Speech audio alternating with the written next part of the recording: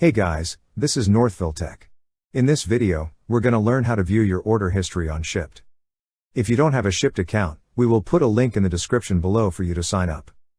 But if you already have an account, just open the website, then click Sign In. Now, sign in with your email and password. Once you're signed in, you will see 3 horizontal stacked lines at the top left corner of the screen. Click on the 3 horizontal stacked lines. Then you will see several options at the left side menu. Click on the option that says Orders. Then here, you will see your order history. However, in this video, we do not have available order history. But that's how you view your order history on Shipt. Thank you so much guys for watching, and if you have not yet subscribed to our YouTube channel, please subscribe to our YouTube channel as we create tech videos almost every day.